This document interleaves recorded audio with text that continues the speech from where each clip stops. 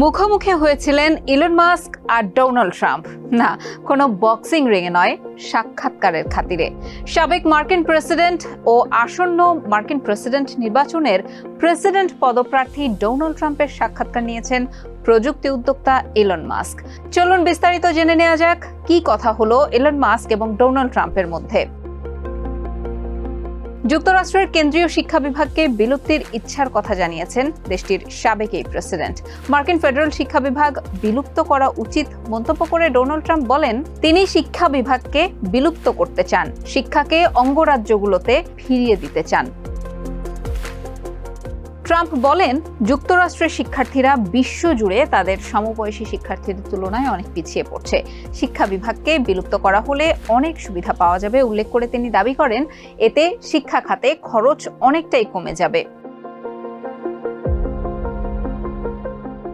Trump দাবি করেন, তার প্রতিদ্বন্দ্বী কমলা হ্যারিসের রানিং মেট মিনেসোটার গভর্নর টিম ওয়ালজ এমন একটি আইনে স্বাক্ষর করেছেন যেখানে পাবলিক বিশ্ববিদ্যালয়গুলোতে ছেলেদের শৌচাগারে স্যানিটারি ন্যাপকিন রাখার বিষয়ে বিদ্যালয় কর্তৃপক্ষের অনুমোদন দেওয়া হয়েছে।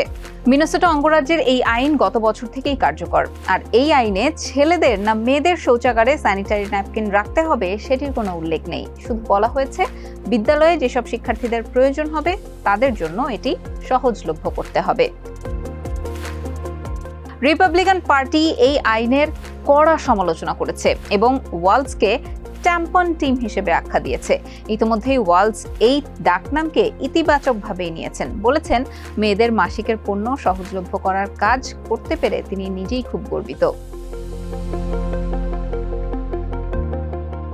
কমলা হ্যারিস আরও বেশি ও দীর্ঘ সাক্ষাৎকার না দেওয়ায় তার সমালোচনা করেছেন ট্রাম্প। প্রেসিডেন্ট জো বাইডেনের দিকে ইঙ্গিত করে তিনি বলেন, একজন প্রেসিডেন্ট প্রার্থী প্রশ্নের জবাব দিতে পারছেন না বা কোনো সাক্ষাৎকারে অংশ নিতে ভয় পাচ্ছেন, এটা চিন্তা করাটা বেশ কষ্টের। কমলা হ্যারিসের বিষয়েও তিনি একই ধারণায় পোষণ করেছেন।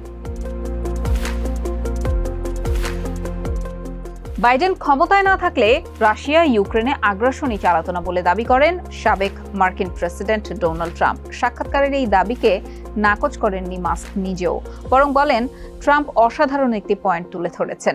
ট্রাম্প বলেন যে তিনি পুতিনকে খুব ভালোভাবে চেনেন এবং তিনি তাকে সম্মানও করেন। মাঝে মধ্যে তার পুতিনের সাথে কথাও হয়। ট্রাম্প দাবি করেন যে তারা ইউক্রেন নিয়ে কথা বলেছেন। ইউক্রেন তাদের দুজনের কাছেই খুবই গুরুত্বপূর্ণ এবং তাকে এটাও বলেছেন যেন ইউক্রেনে আর আক্রমণ না করা হয়। সাবেক প্রেসিডেন্ট ডোনাল্ড ট্রাম্প গত সপ্তাহান্তে এক সমাবেশে বলেছিলেন যে প্রেসিডেন্ট নির্বাচনে ইলন মাস্ক তাকে সমর্থন করায় বৈদ্যুতিক গাড়ি নিয়ে তিনি তার সুর পাল্টাতে পারছেন না। সমাবেশে উপস্থিত সমর্থকদের উদ্দেশ্যে তিনি বলেন, আমার নিজেরই বৈদ্যুতিক গাড়ি রয়েছে, মাস্ক খুব জোরালোভাবে আমাকে সমর্থন দিয়েছে, তাই আমাকে এমন গাড়ি ব্যবহার করতে হচ্ছে। অথচ সাক্ষাৎকারে ট্রাম্প মাস্কের টেসলা নিয়ে কথা বলেন এবং প্রতিষ্ঠানটির প্রযুক্তির প্রশংসাও করেন। কিন্তু এর আগেই বৈদ্যুতিক গাড়ির ব্যবহার উৎসাহিত করতে বাইডেনের নেওয়া নীতি আটকে দেওয়ার অঙ্গীকার করেছিলেন ট্রাম্প। রিপাবলিকান পার্টির জাতীয় সম্মেলনে তিনি ওই অঙ্গীকারটি করেন। এদিকে সাক্ষাৎকারে বিশ্ববাসীর জন্য একটি ইতিবাচক ভবিষ্যতের আগ্রহ প্রকাশ করেন মাস্ক। এই প্রসঙ্গে বৈশ্বিক উষ্ণায়ন ও সমুদ্রপৃষ্ঠের উচ্চতা বেড়ে যাওয়া মোকাবেলা করার কথা বলেন তিনি। কয়েক বছর ধরে ডেমোক্র্যাটরা নবায়নযোগ্য জ্বালানিতে উত্তরণে যে চাপ দিচ্ছিলেন মাস্ক, সেটি দৃশ্যতই সমর্থন করেন। কিন্তু এর প্রতিক্রিয়ায় ট্রাম্প বলেন, বৈশ্বিক উষ্ণায়ন সবচেয়ে বড় হুমকি নয়, সবচেয়ে বড় হুমকি পারমাণবিক হুমকি।